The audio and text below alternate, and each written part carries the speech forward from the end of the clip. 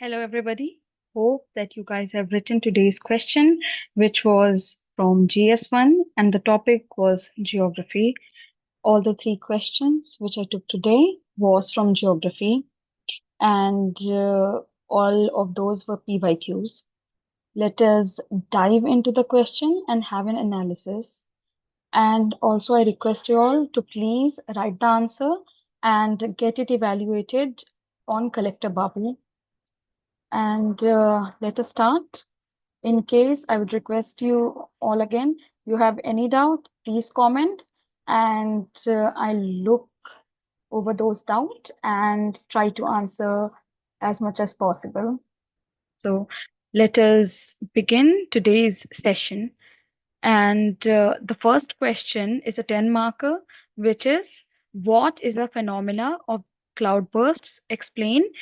It was this year's PYQ, and it is a 10 marker question. It's a very straightforward, fairly straightforward question. Uh, what I have given here is a model answer. However, I'll also provide you another way to approach this question. Okay, so firstly, what is a cloudburst? You have to give IMD definition of 10 centimeter or 100 millimeter of rainfall in less than 1 hour over an area of about 10 square kilometer. Okay, it's a localized event.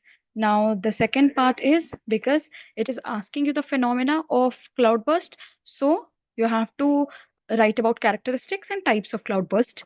Or what you can do is you ignore characteristic altogether, which is the second method I'll tell you. To ignore the characteristic altogether, make a table uh, and write all the three and or four types of cloudburst, whatever you know, first being the orographic one, second the convective one, third the synoptic, and fourth cyclonic. And even if you don't know all four, at least if you know the three kind, it would be enough. Don't write characteristic, or just make a box with arrow on four side and write characteristic in very small lines, like it's a localized event, 100 kilometer, 10 square kilometer. Okay, trigger factors, just write those in the column, and then uh, come to the second part, phenomena of cloudburst. So there you have to write the types as well, right? Then make a column, divide it in two part.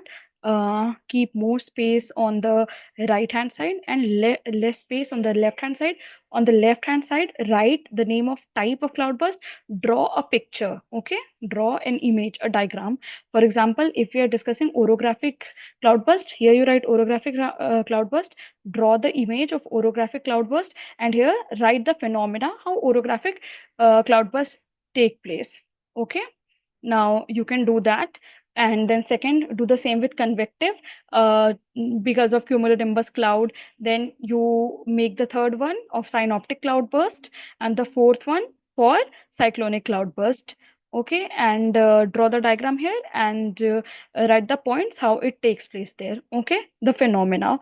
That is how this answer can be approached. And also characteristic and types of cloudburst, this is also one of the way to approach, but try to include more diagrams, because this I had made using word. I cannot include, or at least I was not able to include handmade diagrams. You should try to include all the diagrams whichever you can. Okay, so that is the way you will approach this question, and collect all the examples which you will be getting in newspapers. Okay, and use your arguments accordingly. Now, you can conclude by giving a futuristic approach relating to disaster management. For example, if there are any geographical event, if it's landslide or cloudburst or earthquake, and there can be a disaster management angle to it, include that angle. Okay, and that is how you will be approaching those environment and geography related questions. Here in conclusion, I have written understanding the characteristic and type is crucial for disaster preparedness and mitigation. Had this question been of 15 marks, okay, then we would also include a subheading to tackle challenges of cloudburst, and there we would talk about disaster management, disaster mitigation, of installing Doppler radars. Okay, in 15 marker, we'll add those. So while you're preparing your answer or even model answer, it's advisable that you make a column for way forward as well as to how to deal with such cloud burst events. Okay, and this is it for the first question. Let's move on to the second question. Again, this is a PYQ which was asked in 2022 and it's a 10 marker. What you guys can see on the first glance is the two questions that I took. They are fairly straightforward. If you know the facts, you know the answer. If you don't, you don't. For example, here, describe the characteristics and type of primary rocks. Okay, so here you need to have a thorough understanding, even from mains point of view, so that you're able to generate some points. Of late in geography, UPSC has been doing the same, picking up certain straightforward questions, and you have to answer it in a straightforward manner. For example, we have to write clearly that primary rocks are igneous rocks, okay? And they are formed through solidification and crystallization of molten magma within the Earth's crust or on the Earth's surface. So, types of primary rock will very easily write intrusive igneous rock and extrusive igneous rock. We'll give certain examples. Also, for value addition, I'll suggest after writing this types of primary rocks, you can actually leave some space and make a rock cycle diagram there. Okay, how igneous rock is converted to sedimentary to metamorphic, and this cycle continues. You can make that diagram as well in a very small portion. My advice would be for answering geography, make as many diagrams as possible. You'll get toppers notes which they have updated on the Telegram channel, and they have given the geography diagrams booklet etc. downloaded. And while writing answers, try to include those diagrams so that you are able to fetch those 0.5 marks or 1 marks extra over the course of all the 20 questions. Now it is about characteristics of primary rock. It's a very straightforward, if you know, you know, like primary rocks are primarily composed of silicate minerals, and the texture, about the crystallization, about how cooling affect the grain, whether it's fine grain or it is coarse grained. Okay, and they do not contain any fossils, unlike sedimentary rocks. Also, this is it. And it's a very straightforward question. You can find the entire concept in NCERT book. Primary rocks or igneous rocks are fundamental building blocks of Earth crust and a crucial role in planets geology and geomorphology. Simple conclusion, and this will suffice for this 10 marker question. Now, the third question is, what are the forces that influence ocean currents? Describe their role in fishing industry of the world. This is again 2022 PYQ. It was a 15 marker question, and you can actually understand why it is a 15 marker question.